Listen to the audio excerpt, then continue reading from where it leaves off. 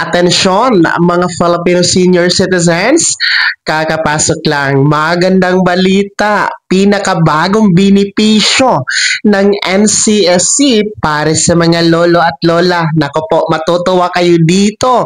Magkakapera kayo dito. Atin pong pakikinggan mula mismo sa NCSC. Hold up.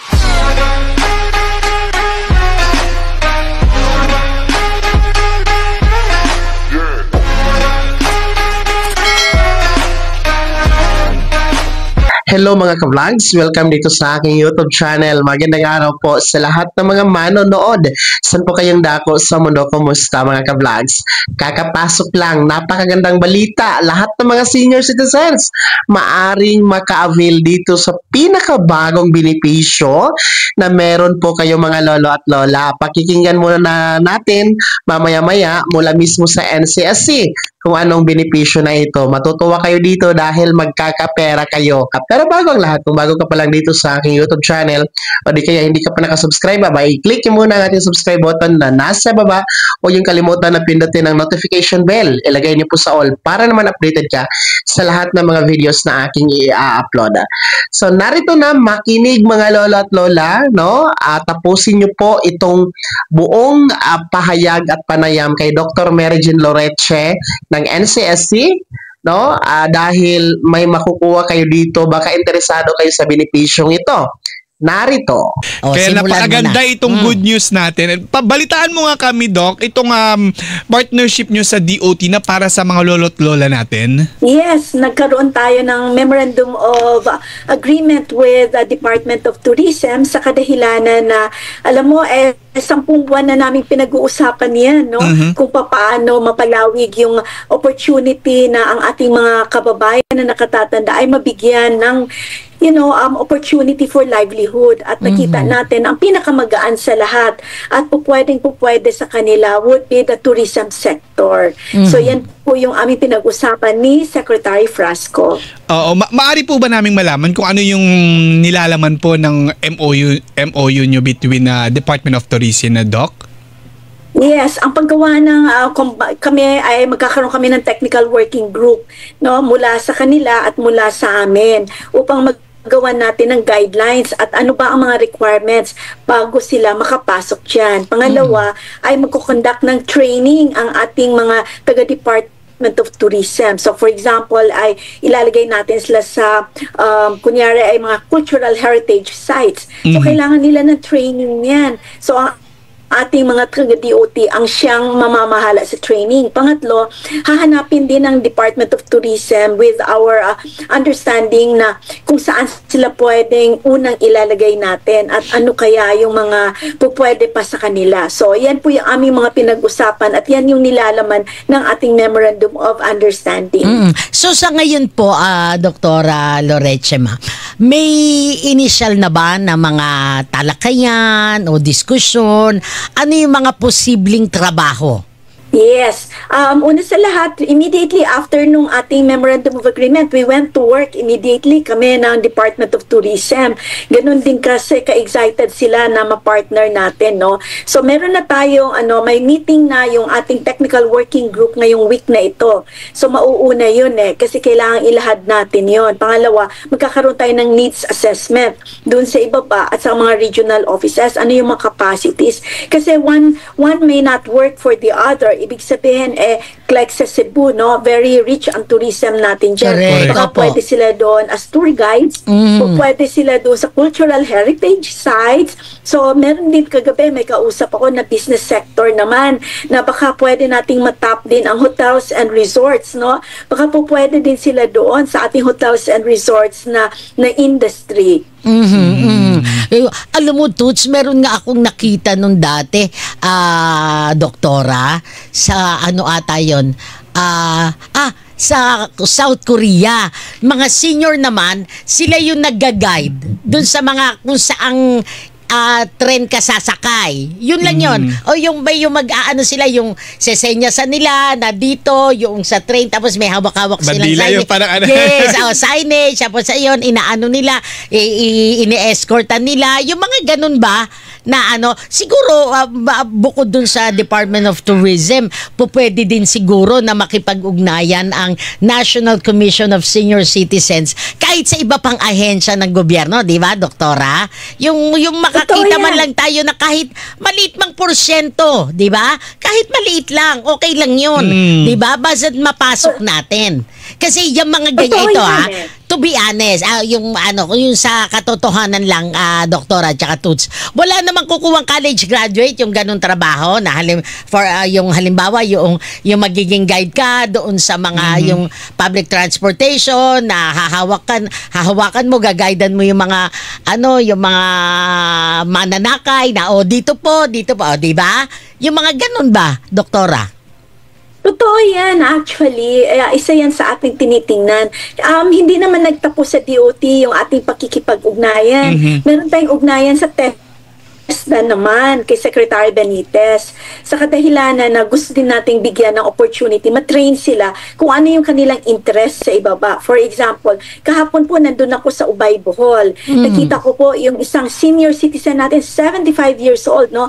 Ang trabaho niya, kasi alam natin na ang Bohol is the dairy capital of the Philippines, no? For Region 7. So tayo ay pumunta doon sa isang lugar kung saan isang 75-year-old male na very healthy pa, nagmi-milk siya ng Carabao para doon kanyang product niya ay pwedeng ibenta doon sa ating dairy industry naman. So, yung mga ganyang bagay, so pwede natin yan i-ugnay sa Department of Agriculture. Kasama din natin ang TESDA para bigyan sila ng karampatan na training. Sa ngayon po ba, ilan po yung naka-record na mga senior citizen sa Pilipinas? 12 million, no? Yan po yung ating record na nakatala sa atin base sa PSA.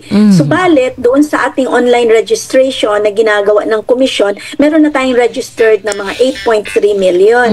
Ang DICT, dahil may partnership tayo sa kanila, dahil gusto natin na palawigin pa ito at magkaroon tayo ng isang ID lang talaga kasama ang seniors, meron na silang nakatala na 9.5 million. So we are really looking at around 10 to 12 million senior citizens all over the country. Pwede sila sa mga mami, yung mga light lang na trabaho. For example, magre-repack lang naman ng mga beauty products, ganyan. Totoo po yan. Gusto natin silang magkaroon ng independence at saka yung dignity yung kanilang pag-akyat ng edad nila. Ang totoo din yan, no, na ang new normal ngayon, hindi 60, 70 ang new normal. Kagaya ko, I'm 63, going 64. So, batang-bata pa yan. Correct! Batang-bata pa, Doktora. Mukha ko rin. Pero, Dok, may ugnayan na po ba tayo pag-uusap sa mga private sector na bukas din sila sa pagtanggap ng mga seniors natin? Nakipag-usap tayo kagabi, no? Meron akong kausap na mga very, very prominent na negosyante dito sa Cebu kagabi. And magkakaroon kami ng meeting with the Chambers of Commerce dito sa July, no? Para pag-usapan namin yan at matingnan natin na maging open sila to hire a certain percentage of their workforce na senior citizens. Sabi ko nga, with the guidelines that we will be coming out with, mahalaga hindi naman 8 hours o kaya yung mga mabibigat. Pwede na 4 na oras lang sa isang araw. 3 beses sa isang linggo, hindi na yun mabigat, hindi ba? Correct. And kausap natin ang Robinsons Mall. Sabi ko nga sa kanila nung nakaraan, napaka-isa din yan sa titingnan natin na pwede din dapat makita natin ang mga older adults nandyan sa inyong mga malls na kasama sa inyong workforce. Ang aming usapan sa DOLE, nagkipag-usap na tayo kay DOLE niyan. At saka alam natin na may batas na palabas on equal job opportunities for senior citizens. So kasama dyan, sabi ko nga kagabi, meron niyang mga tax incentives for the business sectors that will hire senior citizens. Pangalawa ay titingnan din natin kung paano natin palawigin ito. We'll start small, eventually grow big. Ang gusto naman talaga natin, hindi lang livelihood opportunity nila, kundi magkaroon ng intergenerational connectivity. So, kunyari, 100 yung trabahante mo, meron ikaw 5 dyan na nakatatanda. Paano yun, Mami? For example, Doc, no? Bigyan mo nga kami idea. Pag na-hire sila, regular din po ba sila? Pag regular sila, alam natin yung mga iba, tapos na sila sa SSS, ganyan, magko-contribute pa rin sila? Hindi na, kasi tapos na yun Oo. So, makikipagpulong pa tayo sa SSS at saka GSIS tungkol dyan. So, medyo marami pa kaming gagawin para dyan. Parang- so, balit we can always start small, like yung private sector siguro, or yung Parang government, like project, DOT, parang project employment contract sila, doktora, no?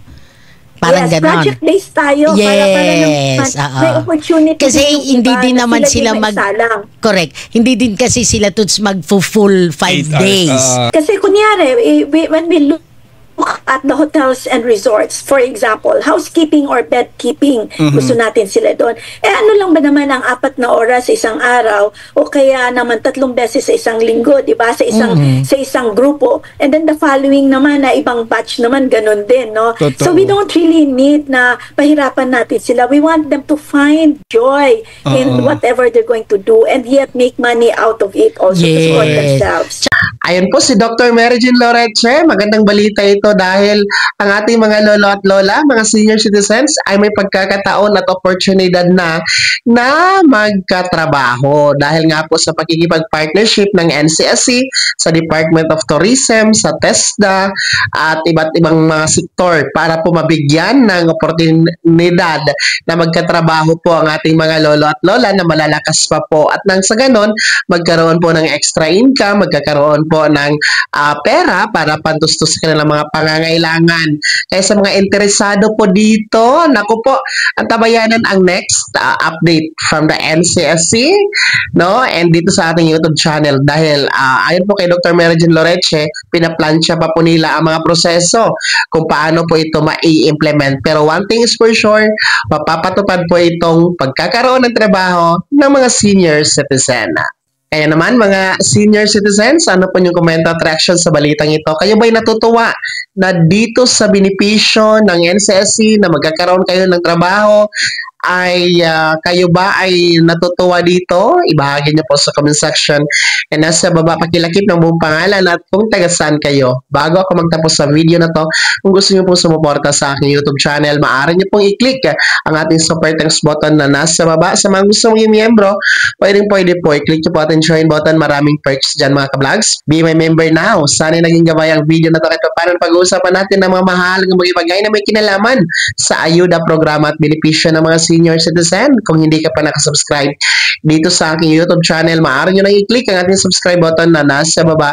Huwag nyo kalimutan na pindutin ang notification bell. Ilagay niyo po sa all para naman updated ka sa lahat ng mga videos na aking i-upload. Maaari nyo i-like ang video na to. Kung meron ka pang mga katanungan, maaari nyo i-komento sa comment section na nasa baba. Paki-follow na din po ang aking official Facebook page na nasa screen nyo. Muli po, ako si Daniel Timpawa na nagsasabing dito sa aking YouTube channel, pawang katotohanan at lahat totoo lamang.